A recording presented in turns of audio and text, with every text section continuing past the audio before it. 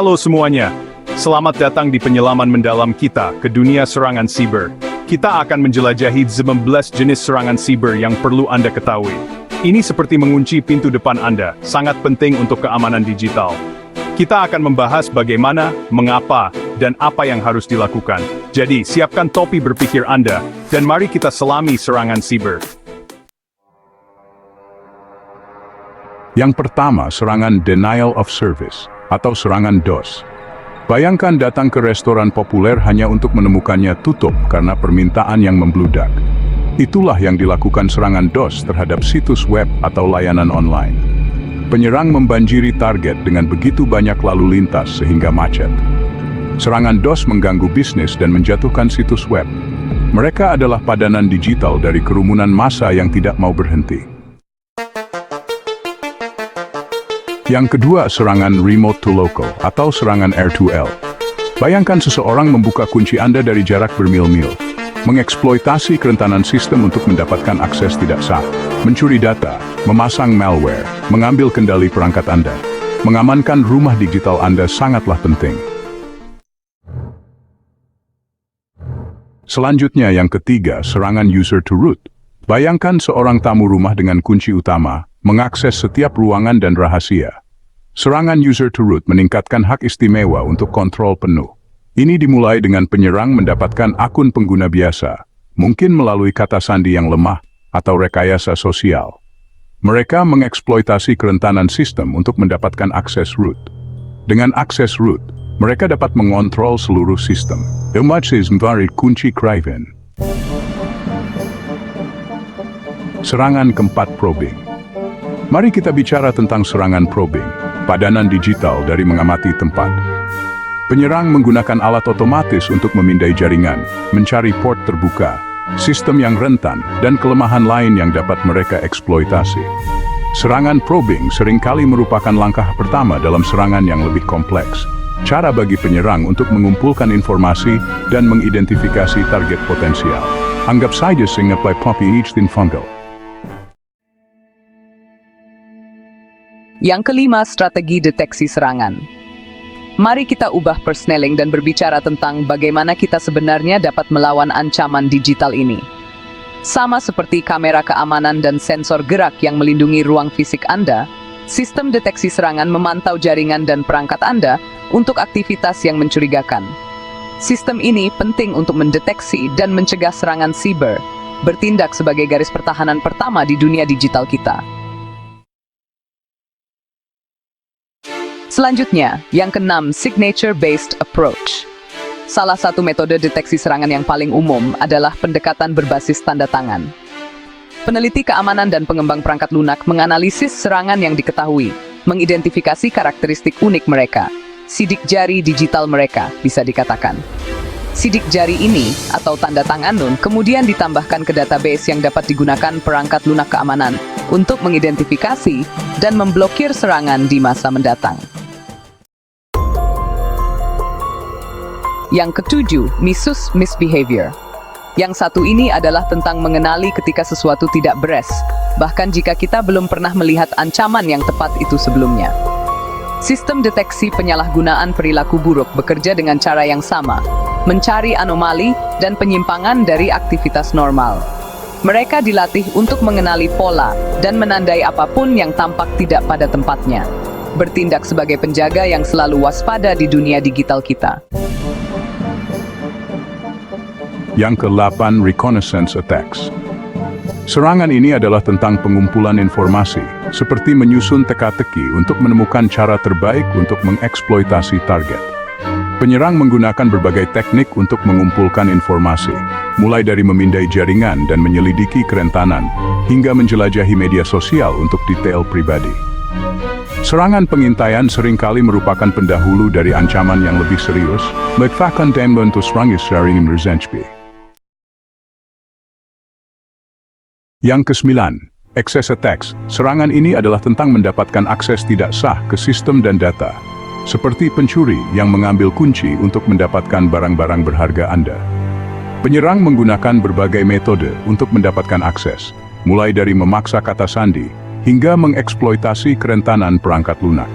Serangan akses adalah ancaman konstan di dunia digital kita. Sebuah pengingat bahwa kita harus waspada dalam mengamankan sistem kita dan melindungi data kita.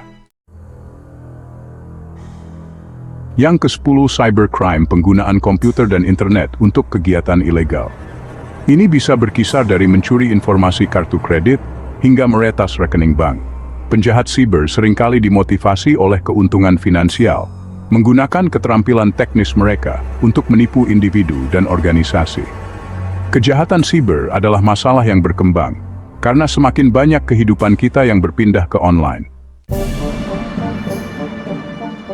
Selanjutnya, yang ke-11, cyber espionage, penggunaan komputer dan internet untuk memata-matai pemerintah, organisasi, dan individu.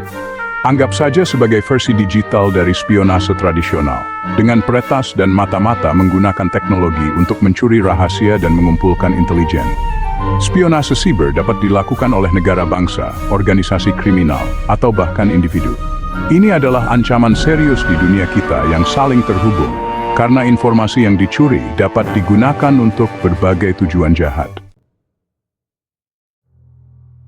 Serangan ke-12, cyber terrorism, penggunaan komputer dan internet untuk menciptakan ketakutan dan gangguan. Serangan ini dirancang untuk menyebabkan kepanikan dan kerusakan yang meluas, seringkali menargetkan infrastruktur penting dan layanan penting. Bayangkan serangan siber yang menghancurkan jaringan listrik, mengganggu jaringan komunikasi, atau melumpuhkan lembaga keuangan. Terorisme siber adalah ancaman serius di dunia kita yang semakin saling terhubung. Sebuah pengingat bahwa ketergantungan kita pada teknologi juga dapat membuat kita rentan. Sekarang, yang ke-12, cyber war, penggunaan komputer dan internet untuk melakukan perang di ranah digital. Ini dapat melibatkan apapun, mulai dari melumpuhkan sistem komunikasi musuh, hingga mengganggu infrastruktur penting. Perang siber adalah batas baru dalam peperangan, dengan negara-negara di seluruh dunia mengembangkan kemampuan siber mereka. Implikasi dari perang siber sangat luas, dengan potensi untuk memengaruhi segalanya, mulai dari operasi militer hingga kehidupan sipil. Ke-14, active attacks, di mana penyerang secara langsung berinteraksi dengan sistem target. Ini adalah konfrontasi langsung di dunia digital, di mana penyerang membuat kehadiran mereka diketahui. Serangan ini dapat melibatkan menyuntikkan kode berbahaya atau membanjiri sistem dengan lalu lintas. Serangan aktif adalah ancaman konstan, mengingatkan kita untuk mengamankan sistem kita dan melindungi data kita. Yang ke-15, passive attacks, melibatkan penyadapan saluran komunikasi untuk mencuri informasi tanpa mengubah sistem.